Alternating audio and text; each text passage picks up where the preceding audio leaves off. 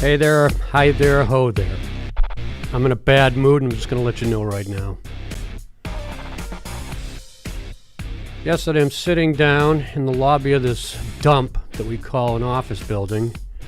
And, you know, they've been really strict with the mask mandate.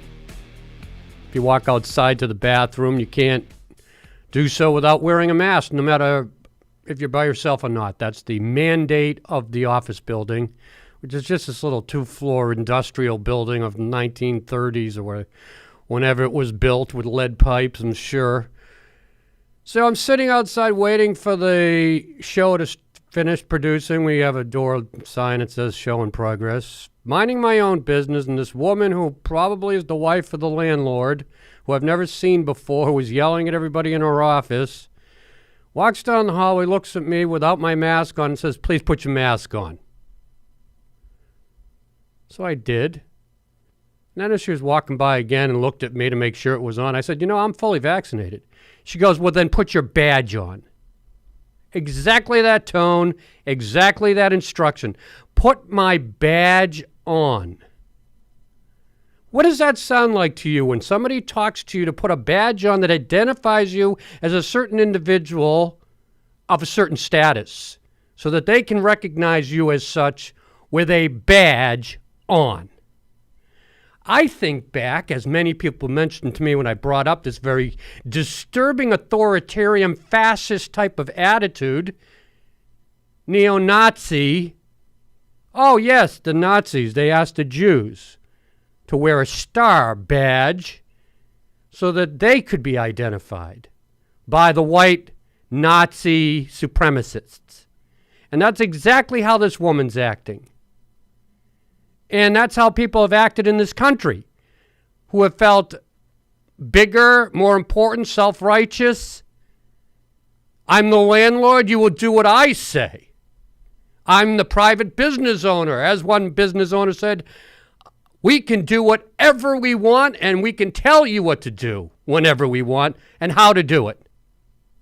And this coronavirus, with the mask mandate, has turned people into goddamn Nazis in this country.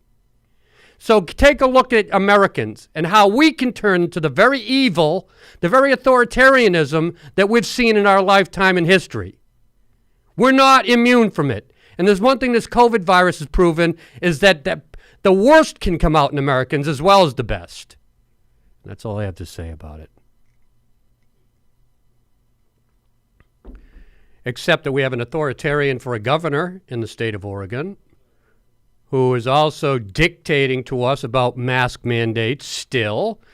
I was reading that by this time in June, this week, mask mandates would be lifted for workplaces and retail stores and restaurants, all public places. Still haven't heard anything from the governor. One man said, "I don't expect Oregon to be free of mask mandates for a while. We'll be the last state to be free of mask mandates." I believe him. There's one thing Governor Kate Brown of Oregon has proven is that she'll say one thing and do another during this virus. There's no reason that, she said if we have one shot of 70% of the population has at least one shot, mask mandates will be lifted. Well, who knows when we'll get to that point. I try to get the data. I can't find, there's no data showing up for Oregon in the CDC website for when you can look on the map and you can choose Oregon, you can choose the counties. No data all the way down in each row. And this has been the case for at least 2 weeks. I've been trying to get current numbers and I can't get them. And if you got them, please share them with us. We have a chat line. Yeah, just chime on in. And we got. Honestly, I can't get any. There's no. What did they lose their database? Would it get erased by a hacker? Or did they? Anyway, will we ever get to the 70% one shot of the population that our dictatorial governor wants? The authoritarian in Salem. Will she get what she wants to take her foot off the chests of the citizens of this country and this state? We'll just keep calling it the Kremlin in Salem, because that's what it feels like. Hey, that's good. Very good, Justin. Thank you for that. Dave Dahl's on the line, too, by the way, when we're Dave Dahl. Rings a bell. Yeah. I know him, I think. Dave Dahl of formerly Dave's Killer Bread, a celebrity in the city of Portland, well known throughout the country because his face is on every bread bag in America made by the company that bought him out. I bought one in Cape Cod and traveled with it across the country. I looked at your face every single day and smiled. Well, you don't have to look at my face this time. Is he on? Because we're on the phone. Yeah, so he's on the phone, not Zoom. Okay. So Dave, what's going on? What's on your mind today on this Friday, June? What is it? 14th? June 14th? 11th. It's today. I have no idea. Today is the 11th, and we were going to talk about him matching donations with Constructing Hope. Constructing Hope as an organization. I guess you've been involved with it for quite some time. Matching donations. Tell us about that. Well, I'm giving $25,000 for Constructing Hope. We're matching all donations. So it's, the key is you just want to get over there and give some money to Constructing Hope. They also can use volunteers and things. And if you know somebody that could use their services, that would be great. What they do is they teach people, they teach, essentially disadvantaged folks, generally minorities. They teach them construction trades and what it's going to take to become a great construction worker. Is the construction industry doing well at this time in Portland? How's that? Well, it is. Well, that there's a lot of opportunity in construction right now because the supply, the demand is bigger than the supply. So, it's still pretty hard to get somebody to, like, I'm waiting for an electrician in my house, I need one, and it's going to take a minute. So, hey, that's just the way it works. A lot of work out there. How long has this organization been doing this? They've been doing it since I think 2010. I always kind of can't remember exactly, but I think 2010. I've been hanging out with them for close to 3 years now, I think, and been supporting them in all different sorts of ways that I know how to. The reason that I support Constructing Hope is because of my own past of having learned a trade in prison, and what I learned in there changed my life and made me. It also gave me the principles that I used for creating Dave's Killer Bread, the same way as I would draft a house or a machine part.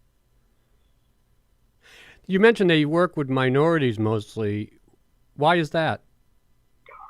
That they do, yeah. Well, it seems that minorities, it's kind of, this program that they're doing right now is called Leveling the Playing Field. And generally it's minorities that need this the most. And there is definitely some discrepancies in the availability of training for, say, a black person than there is for a white person. It doesn't say that there isn't white folks and Hispanic folks or whoever that might need help getting past where they're at. But this tends to be more geared toward minorities. And how's it going? Going great. Last year, I gave $100,000, and the reason why I gave $100,000 last year was because it was COVID and they couldn't get their normal grants due to the fact that there was no participation in the program. So, I talked to Pat Daniels, who runs the program, and she was telling me that, and I had planned to give less than that. But then when I heard that, I got excited, and I said I would do $100,000, and then we kind of used that to get some publicity, just kind of like we're doing now.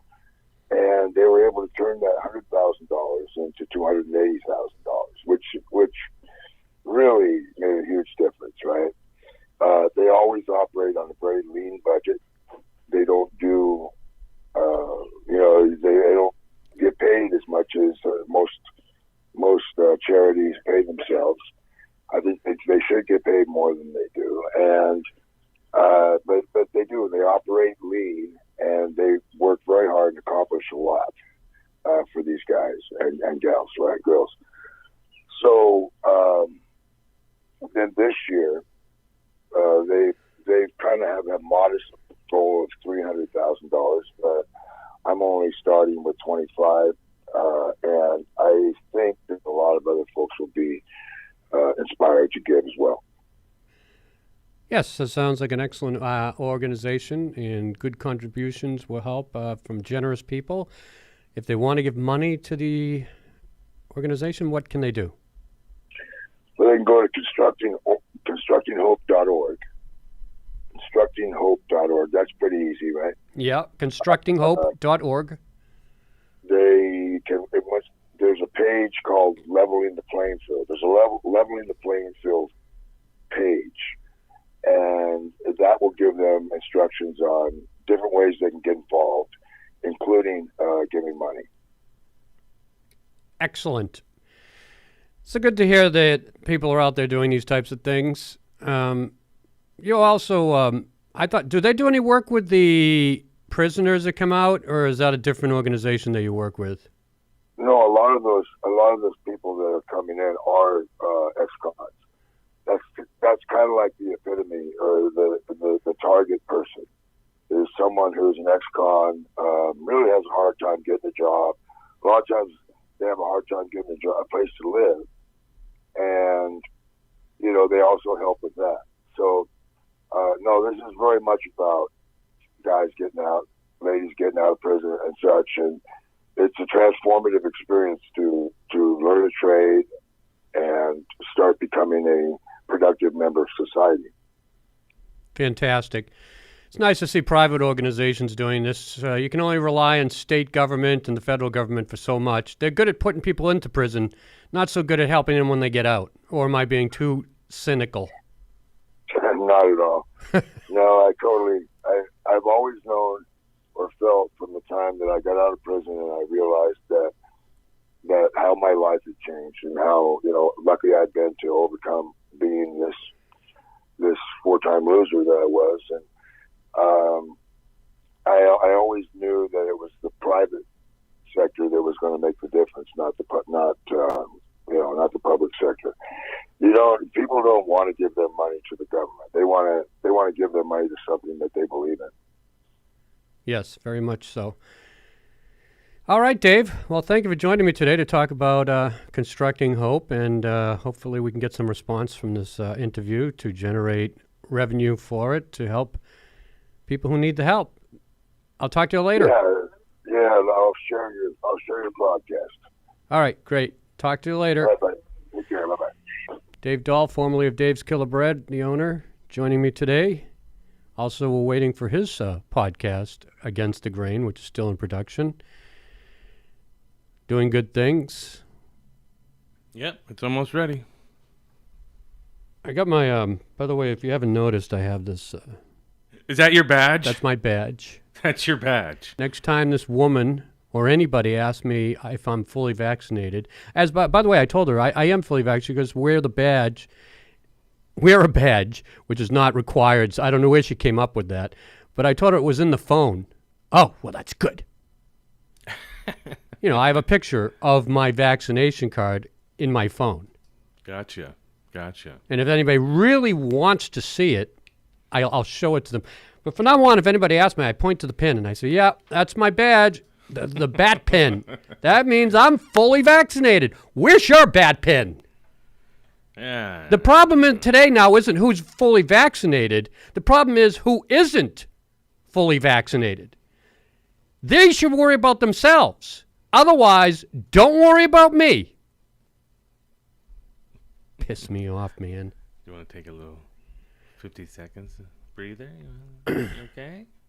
Speaking of the coronavirus, China, as I mentioned in the other show, I like to focus on China, right? But they've got a new variant of the coronavirus. And they're trying to get it under control, and they're sending neighborhoods into lockdown. It broke out in Guangzhou, in the Guangdong province in southern China, where I lived at one time back in the early 90s. Had a great time there. But they had a breakout of this variant. Cluster of eateries, they say, is where it broke out. From person to person, it jumped. Quote, the epidemic faced by Guangzhou this time is an unprecedented opponent, and it requires more resolute and decisive measures to deal with it, said Zhang Zubin, deputy director of the Guangzhou Center for Disease Control. So they're still not out of the woods in that country. It's still out there. They don't have much in the way of vaccination. They got 1.4 billion people, and I think they said 300 million or so have received a vaccination. They're still a billion or more away from any kind of full capacity vaccination of the country. And if you're traveling to China, get ready for a long quarantine. 2 to 3 weeks you have to spend in a hotel in China when you land, which is a problem for international travelers and businessmen who need to be in the country. If they are fully vaccinated, they have to go into a government-supervised quarantine for 2 weeks, sometimes 3 or longer, even if you're fully vaccinated. So it doesn't matter. One way or the other, you're spending a few weeks in a hotel in China if you land in that country right now. And while you're there, you have to get more tests. And if for any reason you test positive, more days of isolation and weeks. They documented in this article in the New York Times a German national who flew into Shanghai last month and said that he had been sent to a hospital isolation room for 3 days because he tested positive for antibodies, which he attributed to taking a second vaccine dose 16 days earlier before he went to China. Get what this guy had to go through. Nurses took his blood twice a day and performed 6 throat swabs, 4 nasal swabs, and 2, get this, anal swabs. Well, Yo, hello, doctor.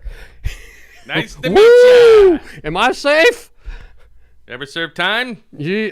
So, Damn. check that out. 6 throat swabs, 4 nasal swabs, 2 anal swabs daily. Getting his money's worth, I guess. 2 anal swabs daily. Oh my God. The hospital room had no towels, no toilet paper, and no television, and the bed was a steel plate with a thin mat, he said. I mean, no toilet paper, but no big deal if they swab your butt. Yeah, I guess the a swab day. is twofold. It tests you for the virus and it cleans your butt.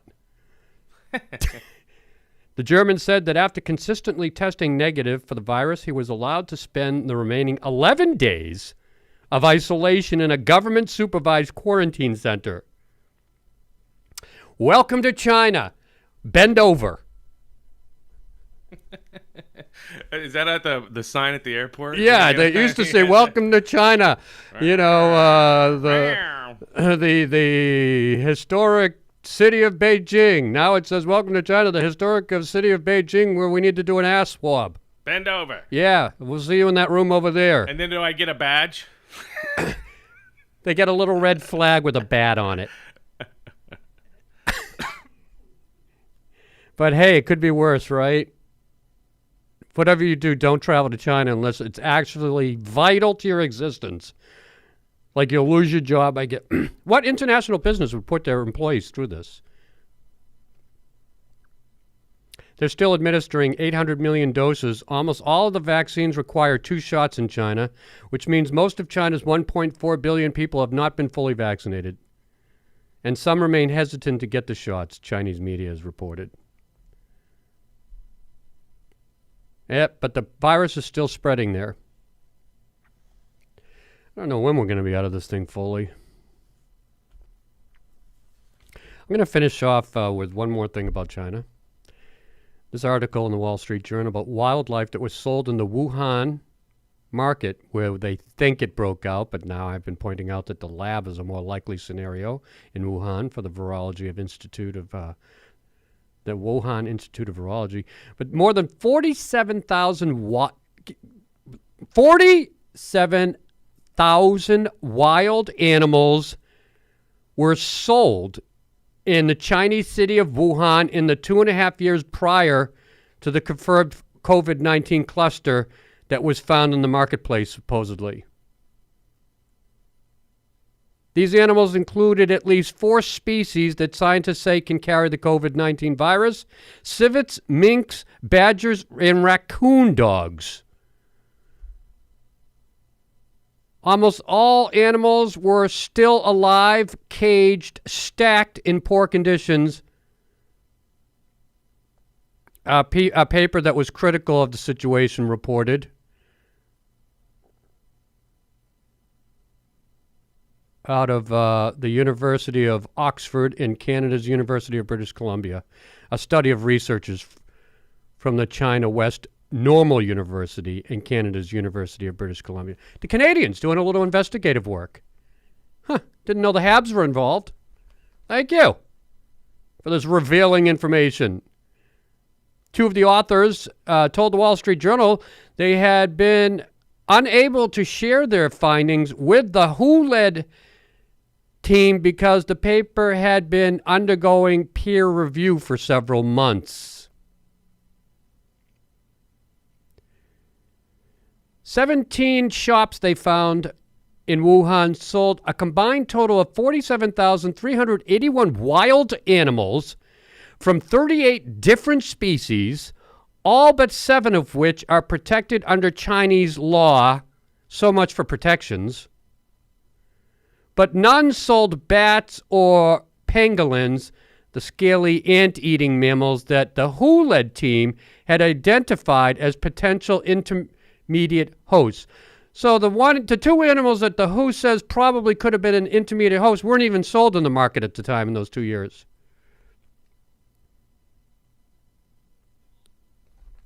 Think about those in facts and information. I still point to the lab in Wuhan as a source.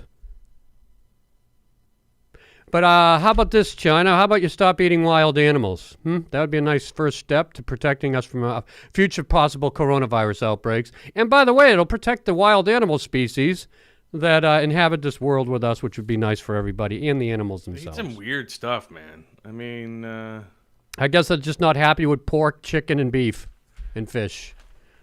yeah. They need raccoon dogs on their plate to fully have the smorgasbord of food that they indulge in. What's the weirdest thing you've ever seen for sale in China? To eat Yeah. rats, I ate. There were rats or there were squirrels. I couldn't figure out which one or the other. Some kind of furry, nutria-looking type I ate cat in Guangzhou. Gross. It was called the Chicken Phoenix Dragon Dish. The Phoenix Dragon Tiger Dish, right? Okay. The Phoenix is the chicken. Okay. The dragon is the snake. Okay. And the tiger is the cat. So you ate cat, snake, and chicken. Gross. The snake wasn't very good, and the cat was a very bad meat flavor. I didn't like it. Oh my god. This is in Guangzhou. Back in '93 when I used to live there and teach. Ugh. That's terrible. I ate dog in Nanchang, my first year teaching in '91 to '92 in the wintertime. Did you know?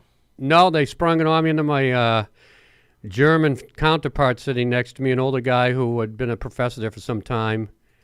Said, Ken, do you know what you're eating there? I'm like, what? Dog. It wasn't bad, though, with a little spicy sauce. They believe eating dog at the time keeps you warm in the wintertime. So all the dogs that were running in the streets in the summer and the fall, they're not around in the winter. Jesus. That was back in '91 to '93. I was in China, in Guiyang and Beijing. I know they're still eating dog because they actually had a terrible video where they showed one looked like a greyhound, and they just stuck it in the boiling pot, Oh, jeez. covered it, and then the dog sprung out of the boiling pot, to save itself and just started trying to get out and ran away. Oh my God. So I know they still have this cruel and unusual treatment of how they do Why are it. they so cruel, man? I don't know. I saw them cut up a whale shark, a baby whale shark, live on a table. Oh. These were on these videos you watched. That I didn't enjoy them, but somehow they ended up in my phone. And I just wish China would stop eating wild animals and dogs. In Beijing, dogs Yeah. are popular pets, but in some other parts of the country, they still eat them. Jeez. Yeah.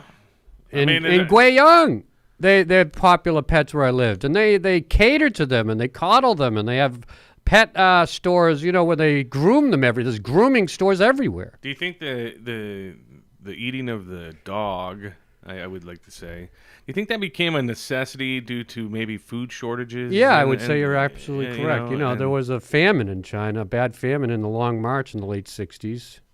And they still fear that. They still remember that, a lot of the old timers. Yeah. Yeah, that probably was I don't know, maybe it goes back 1,000, but they also the emperor had dogs like the Chow Chow or the Mastiffs. something like a massive that would protect the emperor's palace. And when the British took over Beijing in the 19th century invasion during like the Opium Wars, or sometime when they ransacked the emperor's palace, they stole all the Chow Chows that were protecting the place and put them in boxes, sent them back to England, and so that nobody knew they were dogs, they labeled the boxes Chow, which in Britain at the time meant food. Yeah. And then they opened them up and they gave them as a gift to the Queen, and Wow. that's how the Chows made it to Europe. So I read. Interesting. I had no idea. So they were revered too by the emperor, and when the emperor revered them, nobody touched dogs for food. Yeah, maybe. Some of the most beautiful breeds come from China. Sure. Ancient breeds. All right, one last thing I want to bring up that has nothing to do with China. By the way, I saw this photo Yay. in the Wall Street Journal. Agriculture under strain in California as drought persists. I mean, we got a serious drought problem going on in California too, as well as Oregon. Farms can't get water. This is a huge story. Yep. The water wars. Well, the drought, this drought is all over the place. And lastly, Condoleezza Rice, Jesus, wow. I'm tired Where today. did that come My from? brain's tired. Kamala Harris, I mean. Aunt Cammy? She's, Biden put her in charge of the illegal immigration, migration of Mexicans and other Latin Americans across the border, Central America. And she was being interviewed by Lou Holtz, the ABC reporter. Did you see this video? And she was asked, have you been to the border, Ms. Harris? Vice President Harris? And she got offended and was like, no, I have not been to the border, Lou. I haven't been to Europe either. What's that got to do with anything? Well, you're in charge of the border. I figure you'd probably visited, right, to see how things are going. Nope, she hasn't. That was a bad answer, by the way. And when she was in Central America this past week, it wasn't a good meeting with the leaders there, and she didn't come off as a very good image of America. And she said, quote, she urged migrants not to come to America. It's not a good place for you right now.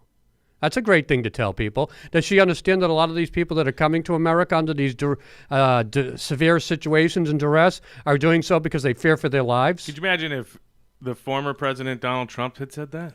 Don't come to America. Oh my God, he would have been called every name in the book. And I'm not a Trump fan. They would have called him all kinds of names. She's in charge of the situation down there, and her only advice is don't come. Like I said, these people are fleeing situations where they have a choice, death or America. Risk going over the border illegally or dying in their country or having starvation issues and not being able to find any kind of work and then going down that plight. For her to say don't come to America is not the way you handle situations like this.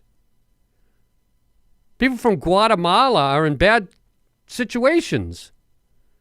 Mexico. I mean, I don't like Kamala Harris. I didn't like the way she acted in the debates. I didn't like the way she talks. I don't like the way she talked to Lou Holt. I don't like the way she's handling this problem. You know, you take these elitists from the U.S. Senate, Congress, and you put them in a situation where they get publicly scrutinized more so than they ever would sitting in their ivory towers. They can't handle it. People were talking about her being the next president before she even took this office.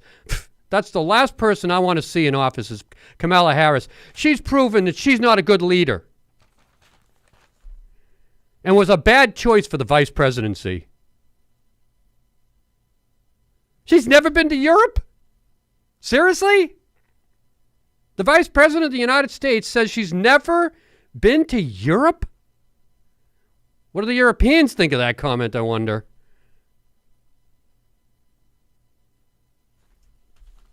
So much for our leadership today. And so much for today's show. I told you I was in a bad mood. Well, you proved that. That's Yeah, all well, good. you know, I'm a little sharper. I cut to the truth a little more painfully when I'm in a bad mood. Hopefully I'll be in a better mood on Monday when the weekend's done. Have a great weekend yourself. Get a bat pin. Prove you've got full vaccination and walk freely in the streets. Have a great day.